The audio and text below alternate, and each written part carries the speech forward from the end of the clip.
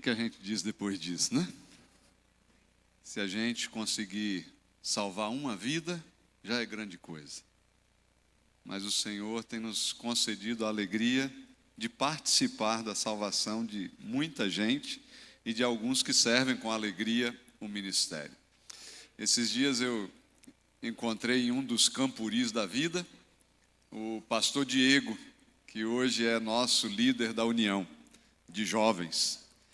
E aí ele veio correndo e, pastor André, e eu disse, ô meu chefe. Ele disse, nunca.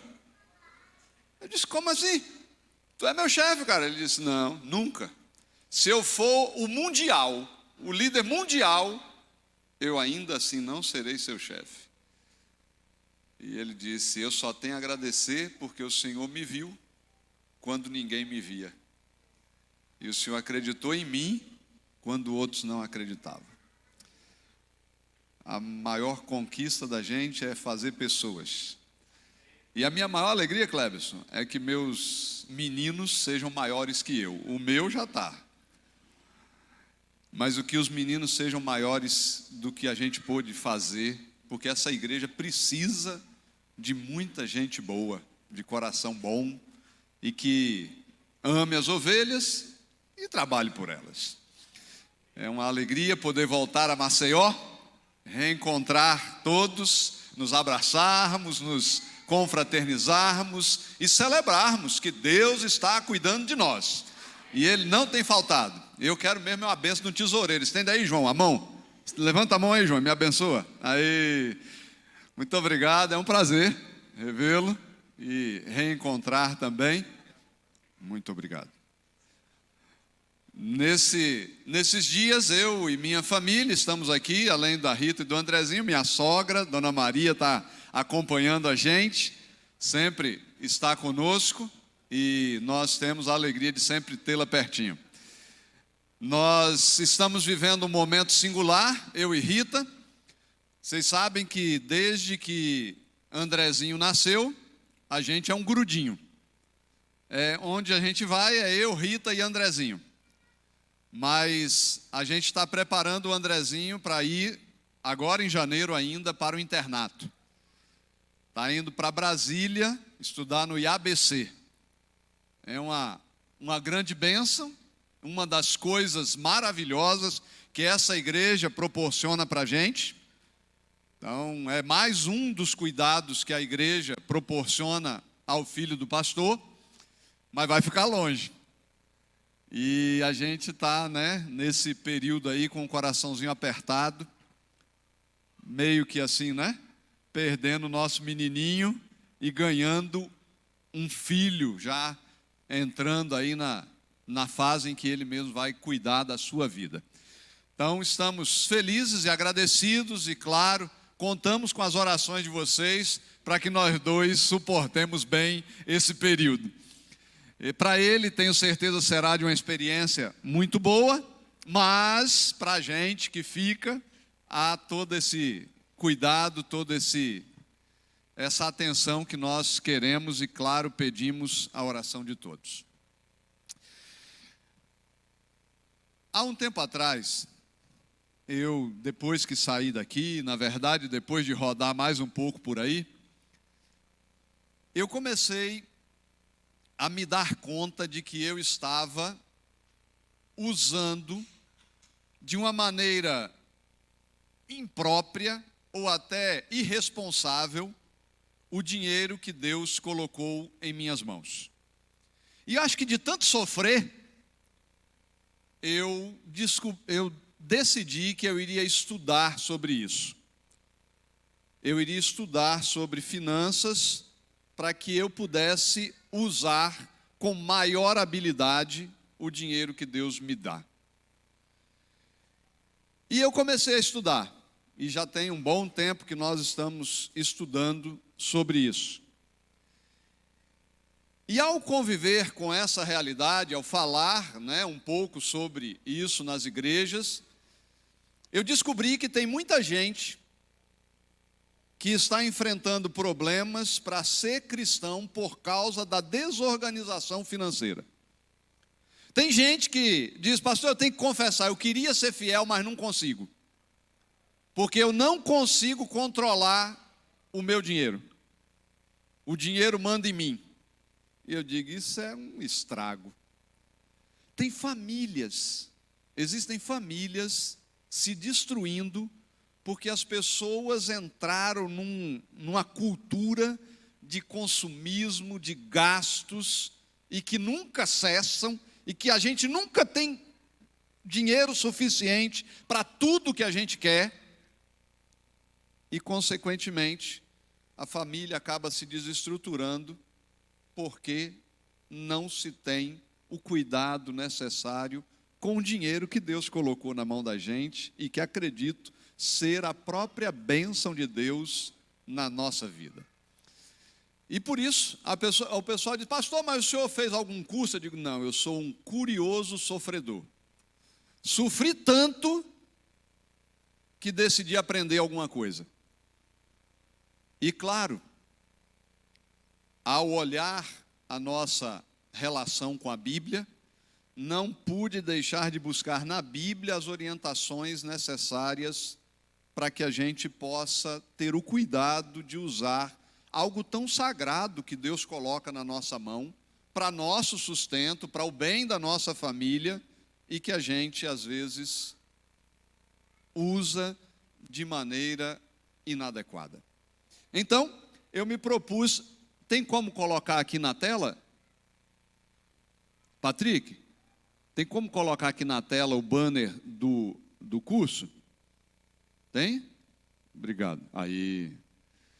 É onde eu tenho tido a oportunidade de ir, eu tenho me disposto a falar um pouco sobre esse assunto, para que a gente desperte para algumas coisas e aprenda sobre alguns detalhes que têm me feito bem, e como me fez bem, eu acho que pode fazer bem para outras pessoas. Tem alguns que podem me ensinar, e eu agradeço muito àqueles que se dispõem a me ajudar nessa jornada. E, claro, existem alguns que têm na sua jornada a necessidade de aprender algumas coisas. E eu, tenho me disposto a fazer desse tema um auxílio para mim e para a igreja. E isso, com certeza, pode transformar nossa vida e transformar nossa igreja. Porque uma igreja que usa bem todo o recurso que Deus dá, com certeza vai ser uma igreja muito abençoada. Para mim existe um texto básico, existe um texto que é básico para a gente poder estudar sobre finanças e que tem sido meu textozinho de meditação constantemente. Ele está em Mateus 25, a partir do verso 14, e vai contar uma das histórias que Jesus conta sobre dinheiro. Na verdade, 21 das parábolas de Jesus estão relacionadas com dinheiro. E me perdoe, ser muito direto, mas eu não sei tratar de outro jeito. É dinheiro mesmo. Ah, pastor, mas vai tratar disso agora no sábado? Eu digo, Jesus tratou, por que eu não posso tratar? Se isso está afetando a vida da minha igreja, está estragando a vida de muita gente, por que a gente não pode aprender sobre ele? Então, está na Bíblia? Então nós vamos estudar Mateus 25, 14 em diante. Faltou um horário do seminário das 15, das 16. Ok? A partir das 16 horas a gente vai voltar, viu? E aí a gente vai conversar de maneira mais prática sobre essa questão de dinheiro. Ok? Agora de manhã eu espero estabelecer um princípio sobre a teologia, sobre o que a Bíblia nos apresenta em relação a essa questão tão importante.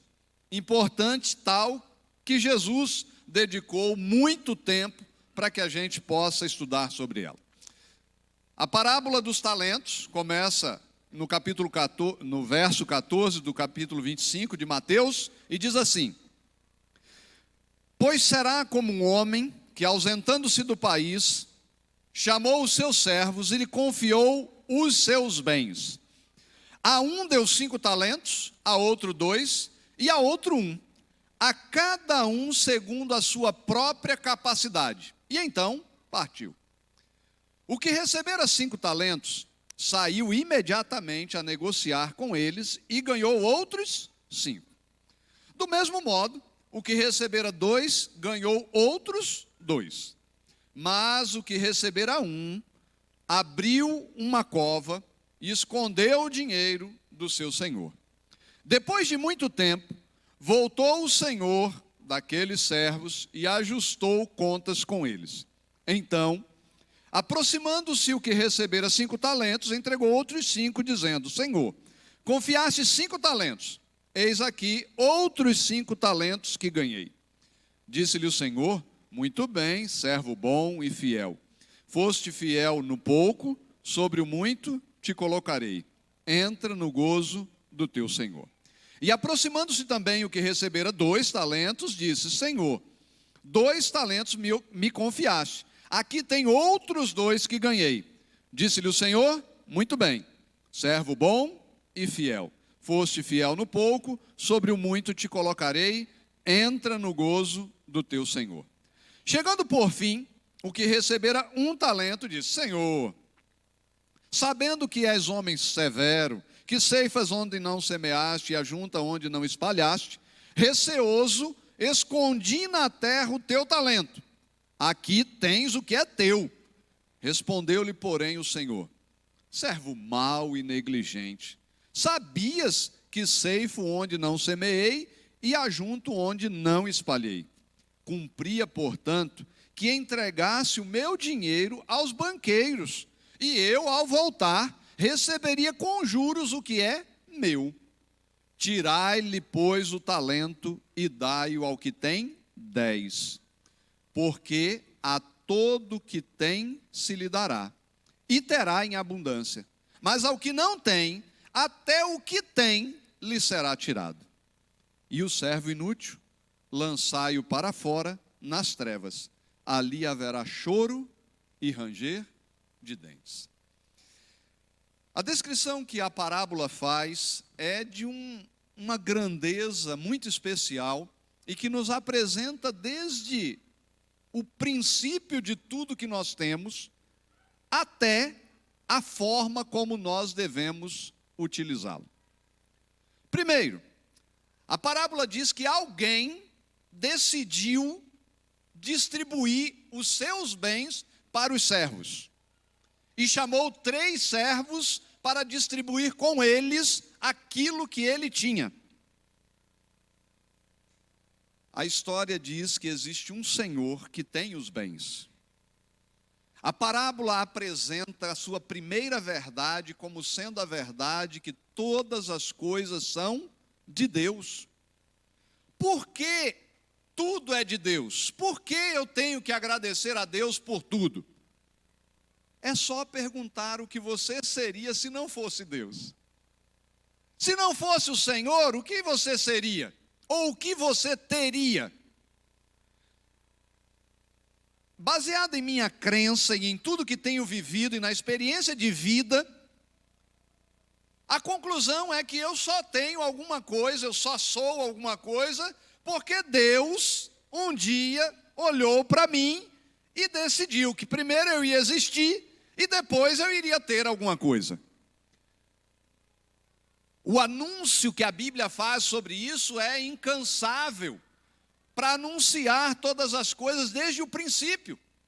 E ele diz assim: no princípio criou Deus os céus e a terra.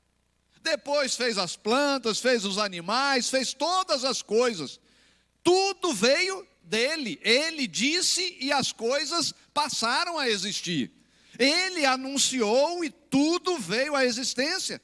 Para confirmar esse pensamento, João, no capítulo 1, vai dizer: tudo que foi feito por meio dele, e sem ele, nada do que existe, existiria. Tudo está colocado em nossa crença de que Deus criou todas as coisas e tudo é dele. A Bíblia, para a gente não ficar com nenhuma dúvida, diz assim: toda a prata e todo ouro é do Senhor. Na verdade, é o próprio Senhor dizendo: toda a prata e todo ouro é meu. E ele diz que tudo na terra é dele. O Salmo anuncia que todo ser vivente neste mundo também é do Senhor. Tudo é dele. E se cremos, principalmente para nós que somos criacionistas, acreditamos em Deus, não há outro caminho por onde a gente deva trilhar. Deus criou todas as coisas, Ele tem o direito sobre todas as coisas, Ele é o Senhor sobre todas as coisas, dele são todas as coisas. Mas e as coisas que eu tenho, pastor? Se tudo é dele, imagina de onde veio tudo que você tem. E mais, se tudo é dele, mesmo que esteja em sua mão, como você deve cuidar de tudo isso? A parábola diz que tem uma responsabilidade. O Senhor deu, distribuiu os seus bens. Mas a partir daquele momento, os servos não passaram a ser os donos. Eles ainda tinham que prestar conta sobre aquilo que receberam. Para a gente geralmente diz que nós somos mordomos daquilo que Deus coloca em nossas mãos. Então, nós devemos tratar com cuidado e com carinho tudo que Deus coloca em nossas mãos para nós cuidarmos. E a Bíblia, ela vai nos levar a entender que Deus tem interesse em dar. E dar de maneira que não dá para medir. Olha só, a Bíblia diz que o Senhor, a parábola de Jesus diz que o Senhor distribuiu seus dons. Mas quem que obrigou o Senhor a dar? Ninguém. Ninguém obrigou, foi o Senhor que decidiu dar. Quando a Bíblia faz a descrição da criação, o que acontece no contexto da criação? Deus cria todas as coisas, Ele cria para quê? Para Ele? Ele cria para Ele?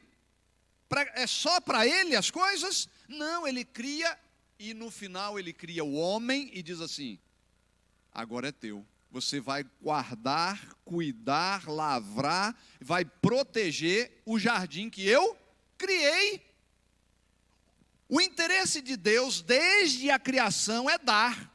Ele cria as coisas, todo o seu poder está voltado para criar coisas que são úteis, na verdade, para mim e para você, para o ser humano em sua essência.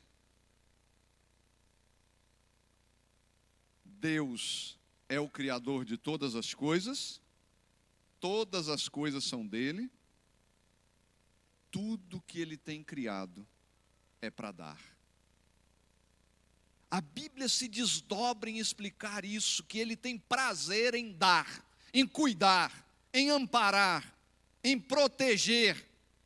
Se você pegar a Bíblia e ver a história dos homens e mulheres que viveram, se você pegar a Bíblia e ver as promessas que Deus faz, você vai entender que Deus tem um interesse muito grande em dar aquilo que você precisa. Ah, pastor, mas tem o pecado. Tem o pecado, mas o pecado não é maior que Deus não, e Ele tem provido para você. Se você não morreu de fome e está aqui bonitinho, penteado, sem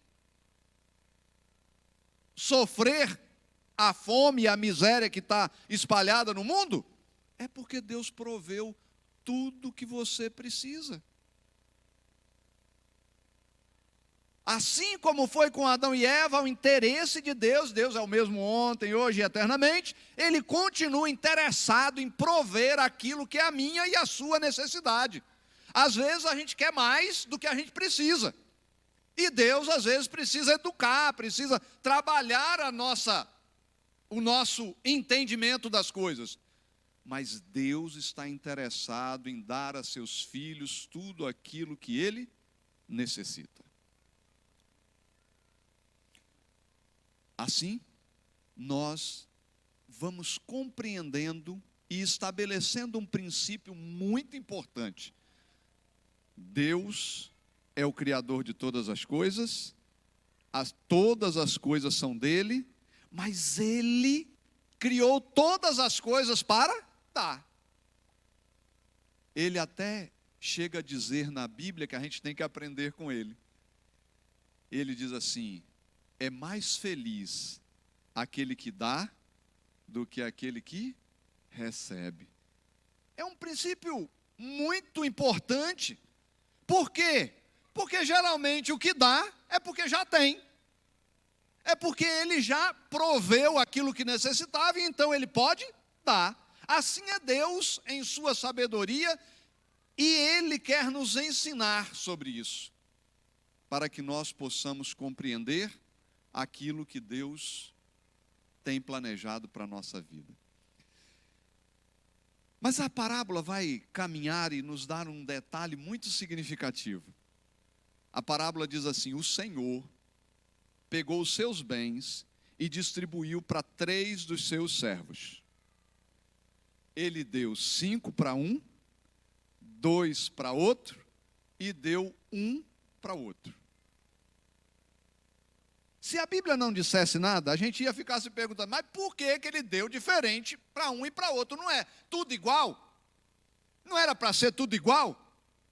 Não era para dividir para cada um uma parte igual?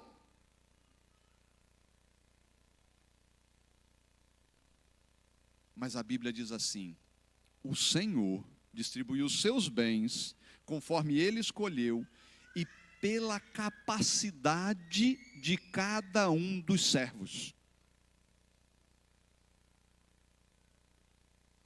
O Senhor não distribuiu a esmo, nem tratou a todos iguais. Ele tratou cada um segundo a sua capacidade.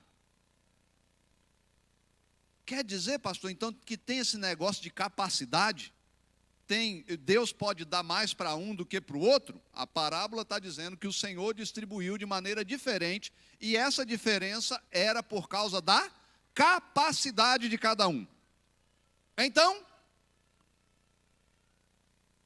a nossa vida precisa estar capacitada para que a gente possa receber aquilo que o Senhor quer dar para a gente. Pastor, mas eu vou contar uma coisa para o senhor, pastor. Eu queria ter mais.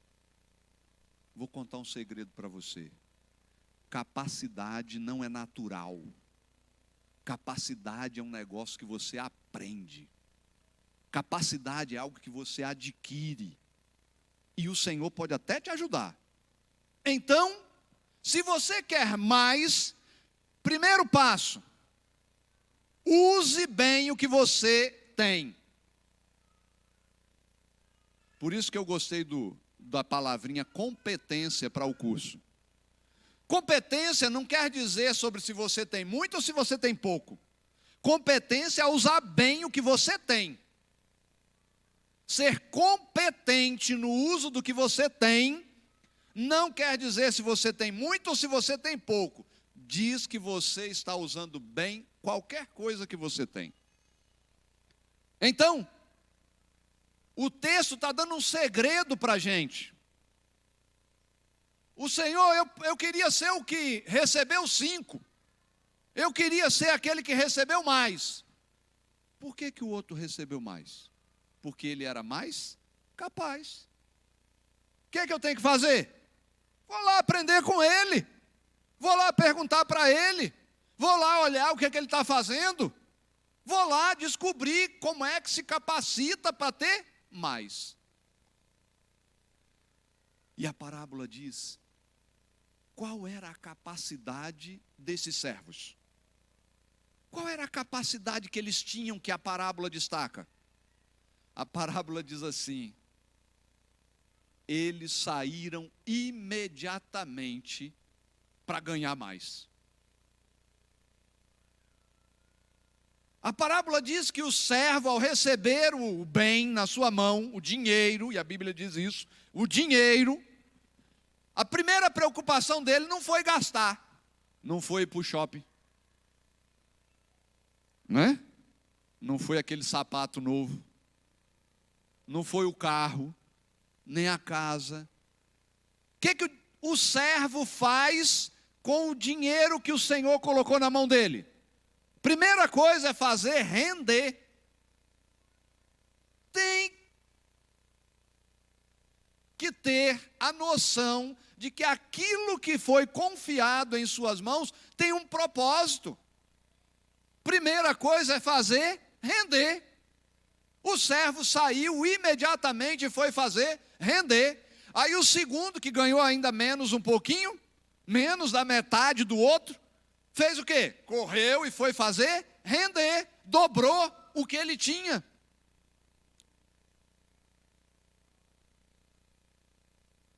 E a Bíblia conta isso dizendo assim, que o Senhor, depois de um tempo, veio prestar conta. Os bens que foram colocados na minha e na sua mão, e não estou falando só de dízimo e oferta, os bens, todos eles, que o Senhor colocou nas nossas mãos, nós vamos prestar conta deles. O que foi que você fez com os milhões que eu coloquei na sua mão? Ah, pastor, mas eu não tenho milhão. Dizem que para formar um menino, criar um menino desde que ele nasce, ou antes dele nascer ainda, a gente já começa a gastar, né? Até a faculdade, a gente gasta mais ou menos 1 milhão. Você tem 1 milhão. Se você criou um menino, você já passou pela sua mão 1 milhão. Já passou, né? Pelo menos passou. Que o investimento seja abençoado, Senhor. Mas você vai prestar conta ao Senhor, não é só de dízimo e oferta. Você vai prestar conta ao Senhor de tudo que você teve na sua mão. O que você fez? Como é que usou aquilo que você recebeu? Aí a parábola dá um exemplo ao contrário. Ela diz assim, teve um que recebeu um. Aí ele ficou chateado, porque recebeu um. E ele foi lá, achou um lugar seguro, fez um buraco, enterrou um, ficou lá. No dia que o Senhor chegou, ele correu lá naquele lugar, cavou, pegou o talento, correu lá no Senhor e disse, Senhor, olha aqui, o que o Senhor me deu, o que o Senhor colocou na minha mão, está aqui, Senhor. Era uma grande vantagem. Ele estava devolvendo tudo que o Senhor colocou na mão dele. Ele não gastou o dinheiro que o Senhor lhe deu. Ele não desperdiçou os bens que o Senhor lhe deu. Não. Ele estava devolvendo fielmente o que o Senhor tinha lhe dado. Mas o Senhor olhou para ele e disse assim, servo mau e negligente. Você devia pelo menos ter pegado esse dinheiro e entregado para os banqueiros. Olha o Senhor Jesus ensinando. Olha. Esse dinheiro que ficou aí parado, você pelo menos devia ter colocado lá no banco. E eu ia receber o meu dinheiro com juros. Olha o Senhor Jesus Cristo, ensinando passo a passo o beabá. Mas você foi um servo mau e negligente. Eu tenho até medo de fazer essa pergunta, porque eu tinha dificuldade de respondê-la. Mas como é que você está usando o dinheiro que Deus colocou na sua mão? Minha gente, tem gente entre nós que às vezes acaba incorrendo na cultura que o mundo ensina para a gente. E eu sei, papai e mamãe não ensinou para a gente. Eu sei que a gente não aprendeu, a gente teve que aprender nas burdoadas da vida a cuidar do dinheirinho da gente. Que o dinheirinho é sofrido. Mas eu temo que tenha gente professando o nome do Senhor e ele não está nem guardando o dinheiro que o Senhor colocou na sua mão. Ele está gastando até o do Senhor. E sabe o que isso causa? Sabe qual é o resultado disso? A Bíblia diz assim, ó, ele vai ser lançado fora, e lá fora vai ter choro e ranger de dentes.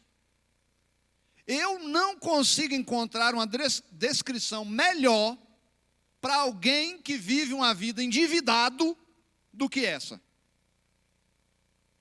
Ele vai ser lançado fora e lá haverá choro e ranger de dente.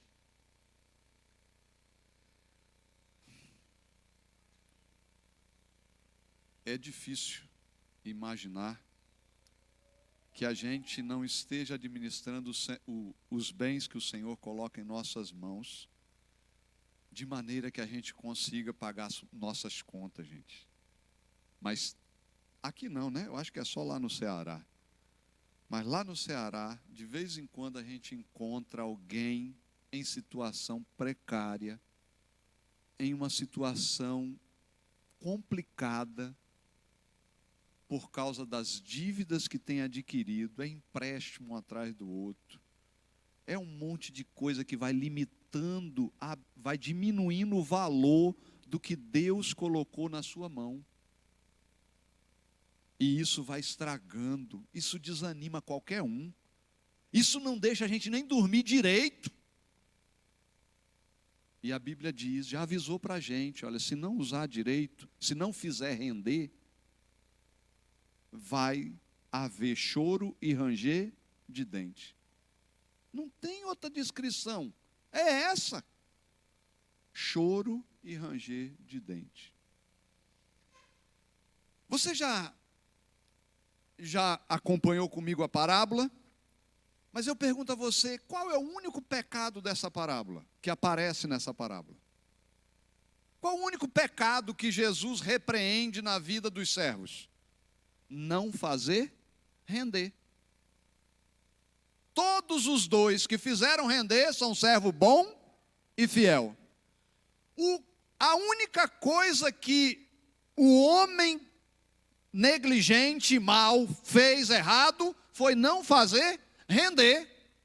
Então o dinheiro, o bem que Deus tem colocado na sua mão, ele tem um propósito primário: fazer render. Você precisa se desenvolver e compreender que o sonho de Deus é que a bênção que Ele coloca sobre você é para que ela cresça e abençoe a sua vida e a de outras pessoas. O que Deus diz para Abraão? Ele diz assim, Abraão, eu vou te abençoar, Abraão. Você vai ser uma nação grande. Mas o que vai acontecer, Abraão? Vai ser só para abençoar a sua família? Não, Abraão, em você serão benditas todas as famílias da terra. A bênção do Senhor vem para nossa vida, para que nós e todos os que estão perto de nós sejam abençoados. E para isso, nós não podemos olhar as provisões do Senhor na nossa vida como sendo algo para a gente só gastar. A primeira coisa que a gente tem que pensar, quando Deus abençoa e coloca dinheiro em nossa mão, é o quê? Dízimo e oferta. Primeira coisa que você tem que pensar, quando o Senhor coloca recursos em suas mãos, é que o Senhor deu. E eu não vou bater aqui na tecla do dízimo e da oferta, porque você já sabe disso. Eu não vou te ensinar a fazer isso, porque a Bíblia já disse. Se a Bíblia não te convenceu, não sou eu que vou passar aqui num sábado das minhas férias para te convencer sobre dízimo e oferta. Mas está aqui. E qualquer coisa você pergunta para a irmã Aparecida, viu? Que ela disse assim, eu nunca posso, ela disse para mim, eu nunca posso ficar com mais do que eu dou para Deus. Eu sempre tenho que dar mais para Deus do que o que eu fico para cuidar de mim. Lembra, mulher?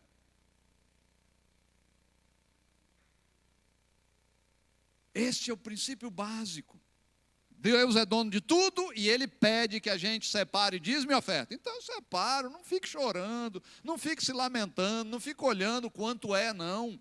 É dízimo e oferta. Coloque nas mãos do Senhor, é dele. Ah, mas e eu? Vou ficar como? Ele vai te dar o que você precisa. Na verdade, eu acho que Ele já deu e você às vezes está usando errado. Então, preste atenção. O Senhor tem cuidado de nós e tem nos amparado. A parábola ainda conta um detalhe muito significativo. A parábola diz assim, olha, pegue o dinheiro de quem não sabe usar e dê para quem? Para aquele que tem 10, para o que tem mais. Eu digo assim, mas rapaz, o pessoal dos direitos humanos aí ia morrer do coração com essa parábola. Por que tirar do que só tem um para dar para o que tem 10? Se desse pelo menos para o que tem 4, né, que ia ficar com 5, ia ficar balanceado, eu ainda diria que seria igualdade. Mas não, ele diz assim, pega do que tem 1 e dá para o que tem 10, dá para quem tem mais, dá para quem? Dá para quem sabe usar, para quem está usando direito. Sabe o que eu concluí quando eu estava meditando nessa parábola? Que a gente não tem sido o servo sábio. E toda vez que você corre lá e pega um empréstimo, corre lá e faz aqueles negócios sem fazer o seu dinheiro se valorizar, você está dando o seu dinheiro para quem cuida do dinheiro aí fora. Você está entregando o seu dinheiro para quem está cuidando do dinheiro do jeito dele, mas ele está cuidando. E você está diminuindo o tamanho da bênção, o tamanho da provisão que Deus fez para a sua vida. Não faça isso não, meu irmão. O que o Senhor colocou na sua mão é sagrado. Não é só o dízimo e a oferta. O que Deus colocou na sua mão, os 100% são sagrados. E você precisa cuidar dele bem. Você precisa cuidar daquilo que Deus colocou em suas mãos.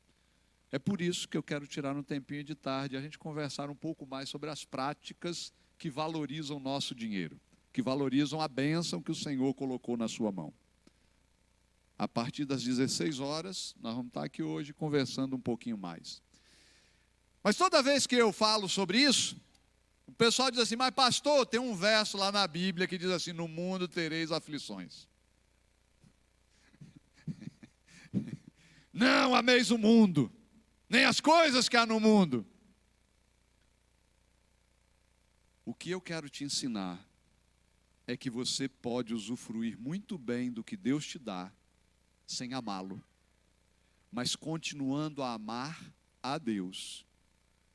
Quando eu faço esse sermão, esse seminário, eu gosto de cantar o hino Jesus é melhor, porque ele diz assim, 1000 vezes, qualquer coisa que acontecer, o que for aí, 1000 vezes eu escolho o Senhor, pronto.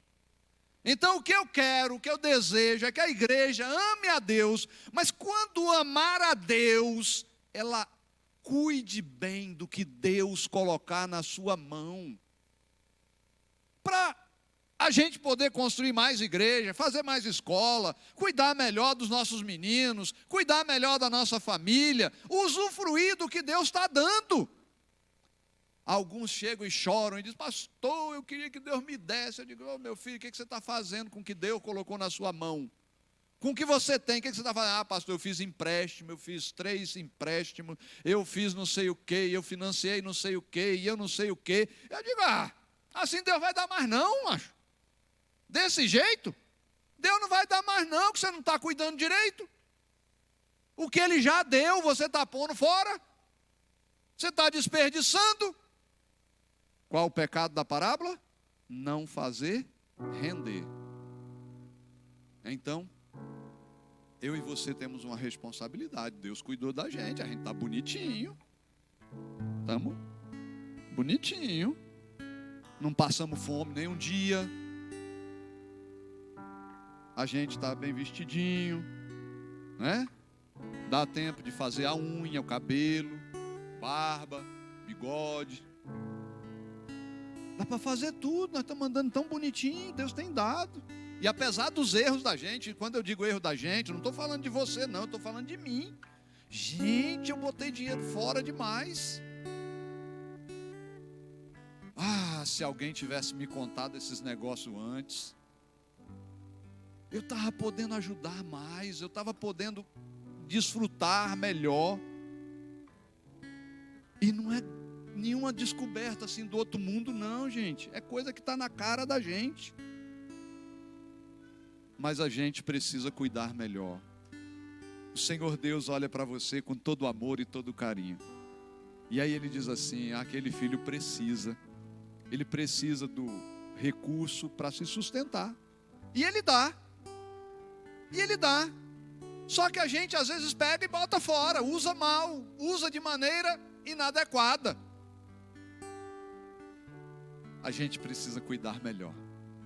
A gente vai honrar a Deus melhor se a gente usar o recurso que Deus coloca nas nossas mãos de maneira apropriada.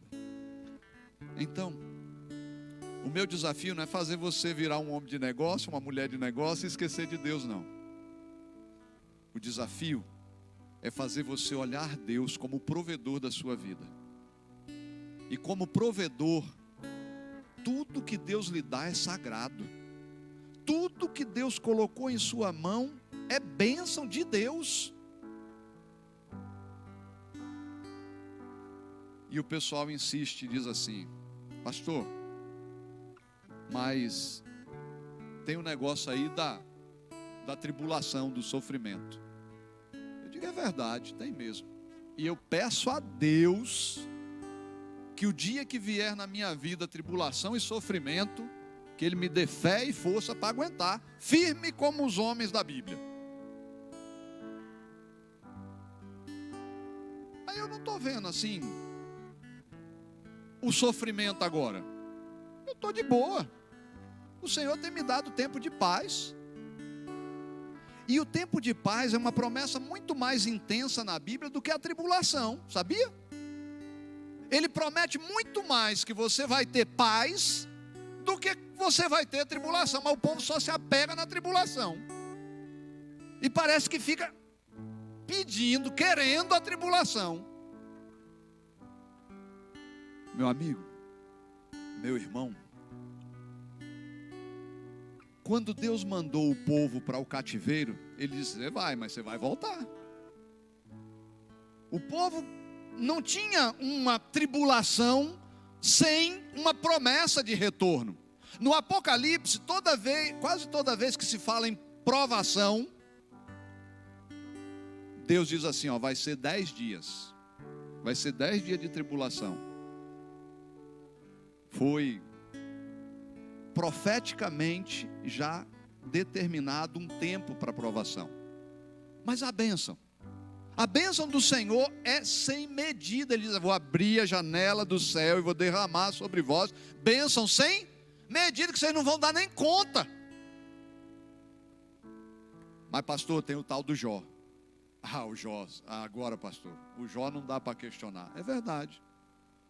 O sofrimento do nosso irmão Jó foi tremendo, foi terrível. Eu não consigo me imaginar passando por uma situação daquela. Mas preste atenção que o sofrimento de Jó também teve tempo determinado. Quando começa a história do livro de Jó, como é que Jó está? Jó está quebrado? A Bíblia diz que Jó estava mal, acabado. Quando começa a história de Jó, Jó está abençoado. Aí vem todo o sofrimento e ele perde tudo. Tudo que você pode imaginar ele perdeu. Até os bens emocionalmente valiosos. Perdeu tudo. Aí que ele diz, eu sei que o meu Redentor vive e eu verei com esses olhos. Aí se passam 41 capítulos de história sobre Jó. Quando chega no 42, como é que está Jó? Está quebrado? Está abençoado de novo. Agora é em dobro. A provação pode vir sobre a sua e sobre a minha vida, mas o Senhor tem tempo para ela. Agora a bênção, o Senhor não determina tempo. Ele diz que será todo o tempo. O Senhor diz que Ele vai te abençoar quando você sentar, quando você levantar, quando você entrar, quando você sair. O Senhor vai abençoar o seu pão, o Senhor vai abençoar seu boi, o Senhor vai abençoar o seu cabrito. O Senhor diz lá no capítulo 28 de Deuteronômio, o Senhor vai abençoar a sua vida. O maior interesse de Deus é cuidar de você. Ele não te criou para sofrer. Ah, mas eu vou passar por provação. Vai, irmão, e quando passar, peça a Deus para suportar. Não fraqueje não, porque o que Ele tem para você depois da provação é melhor ainda. Mas você precisa usar bem o que Deus tem te dado. Reconheça que tudo que você tem vem de Deus. E tudo que Ele te deu, você vai prestar conta. Então, cuide bem de tudo que Ele te deu. Às 16 horas, quem quiser estar aqui comigo, nós vamos continuar conversando sobre os detalhes desse cuidado da vida financeira, de como a gente pode crescer e se desenvolver nessa área tão importante de nossa vida. Emily, isso mesmo, Emily. A Emily vai cantar e nós vamos meditar. Eu não sei como está a sua vida. Se você está muito bem, vamos louvar ao Senhor e agradecer. Se você tem enfrentado dificuldades nesta área, peça a Deus misericórdia, porque é Ele quem dá a sabedoria a todos nós. E o Senhor, com certeza, fará a obra maravilhosa de transformar nosso coração, de preparar-nos melhor para a vida em cada momento, e a gente vai poder seguir contemplando o cuidado e a bênção de Deus na vida de cada um de nós. Amém, pastor. Quero desejar aqui também a minha gratidão. Toda a minha família está aqui. Que Deus abençoe o Senhor e a sua família também. Um beijo para toda a igreja. E vamos louvar ao Senhor com alegria. Lá em Abacuque 3, versículo 17, fala que o choro, ele pode durar uma noite, mas a alegria, ela vem pela manhã. Amém? Então vamos entoar esse louvor.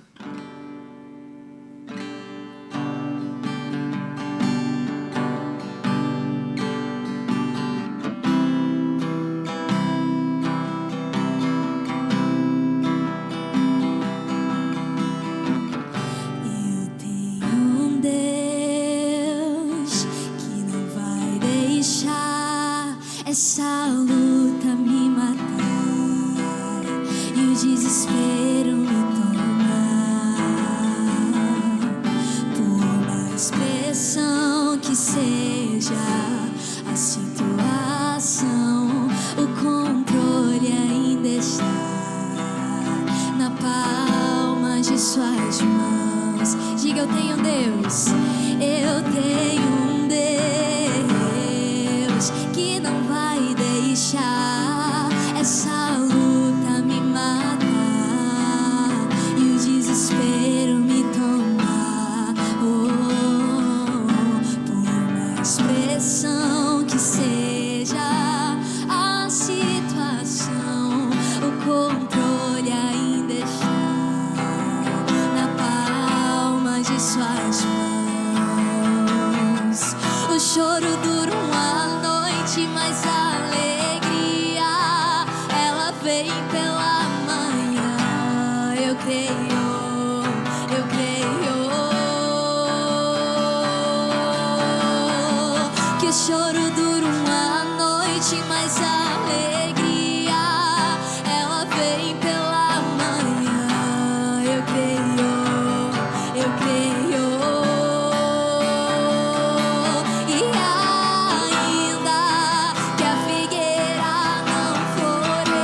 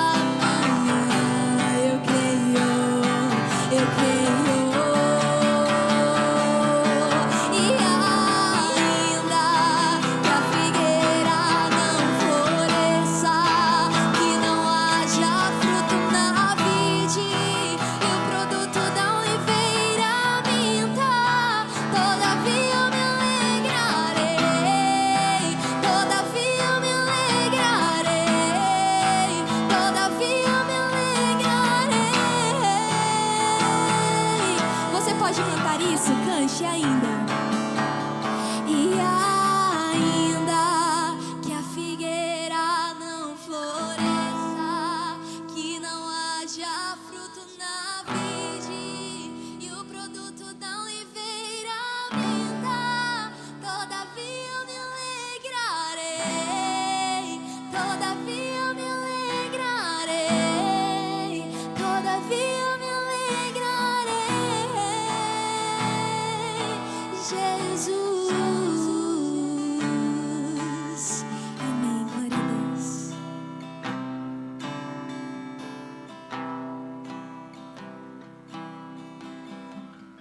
Oremos.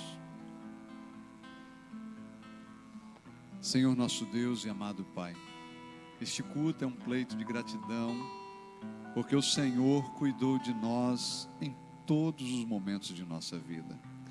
O Senhor proveu nossas necessidades, o Senhor derramou sobre nós bênçãos todas especiais para o nosso crescimento e nosso desenvolvimento.